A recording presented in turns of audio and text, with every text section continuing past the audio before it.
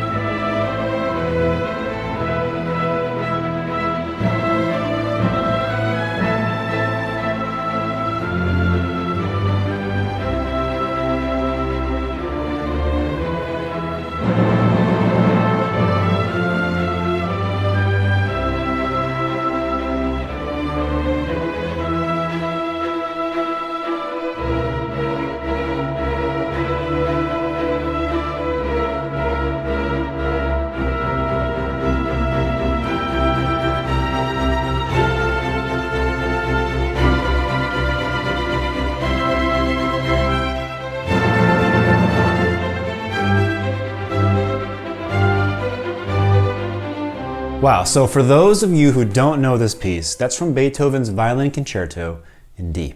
And this section is a masterclass in tonal harmony and modulation.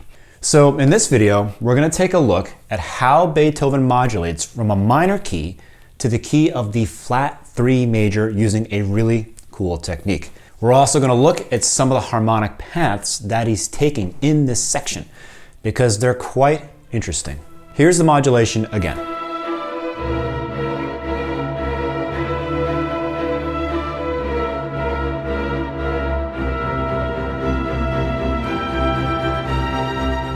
Can you tell how he did it? This is such a great move. So let's set our ears to the current key at the beginning of this section.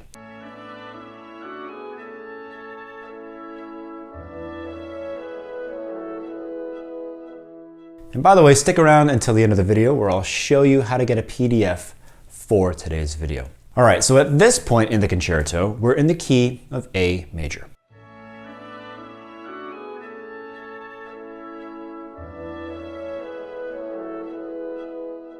As you can see, Beethoven is simply moving from the tonic to the dominant to establish the key. And at the end, a very standard 2-5-1.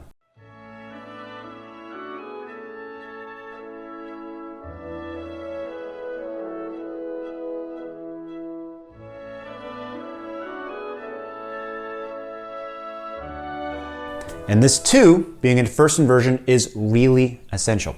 99% of the time, this is how this function is used.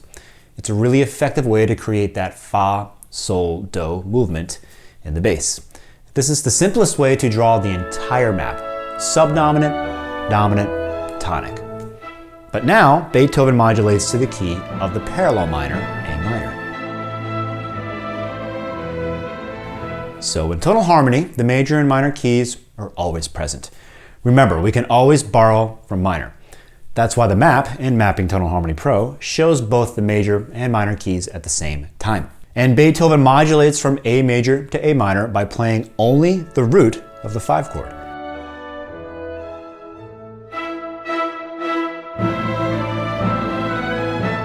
Remember, the 5 chord appears in the major and minor keys, but the 5 chord from the major key is mixolydian, while the one from minor is mixolydian flat 9, flat 13. So by only using the root of the 5 chord, you can create an ambiguous sound. Is this a 5 from the major key, or is it from the minor key? It could be either. So now he can play the same melody modalized to the minor key like this.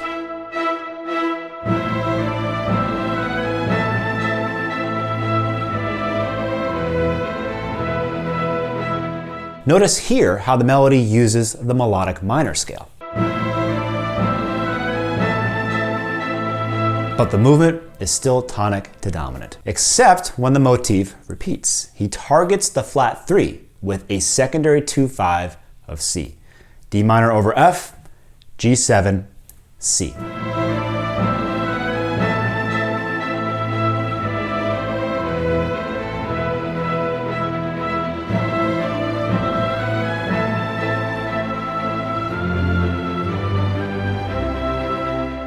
So is this the modulation to the flat 3? Well, look at what's after that.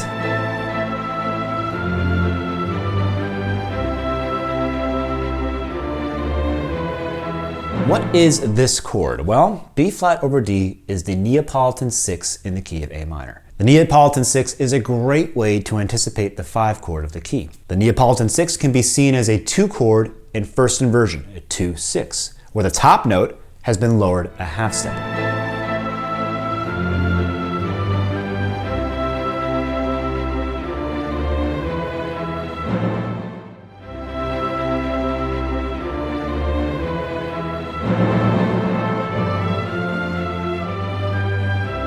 And here comes the modulation to the flat 3 C major. Beethoven uses one of his favorite chords to modulate, the diminished chord. Take a listen.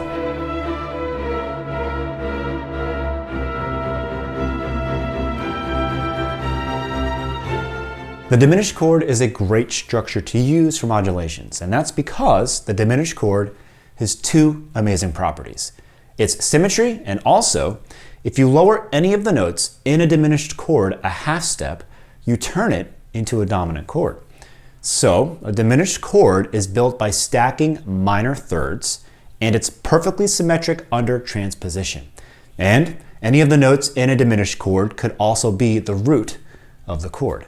So a C sharp diminished 7 is the same as an E diminished 7, a G diminished 7, and a B flat diminished 7. Which means we can interpret a C sharp diminished 7 as a B flat diminished 7 in first inversion, or a G diminished 7 in second inversion, or an E in third inversion.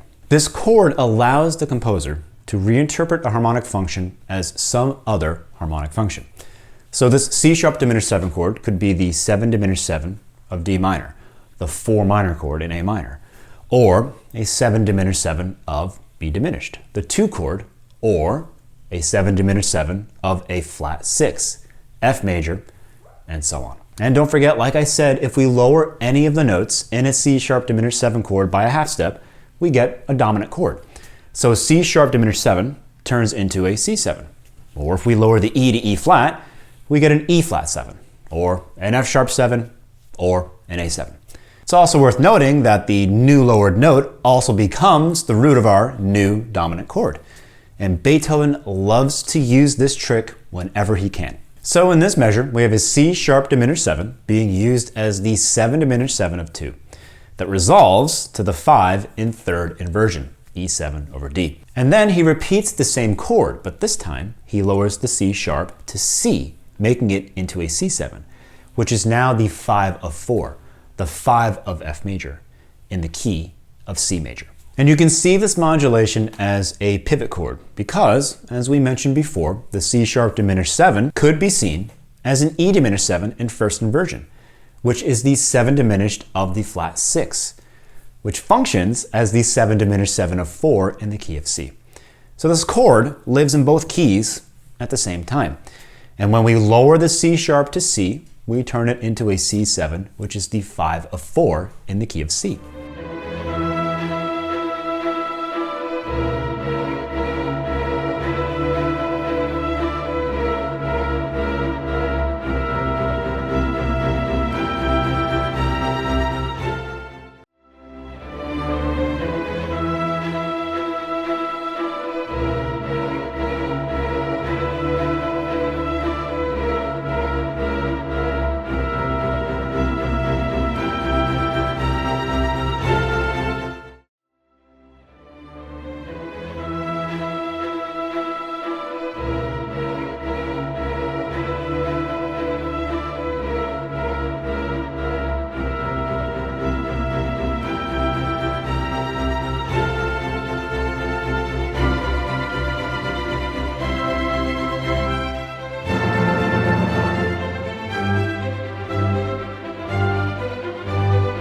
As always, all of our members will receive a PDF of today's video. If you're not a member yet, go ahead and click on that join button or the link provided down below. And to catch up on any content you might have missed out on up to this point, check out our MDEX Music Theory Journal on mdex.com.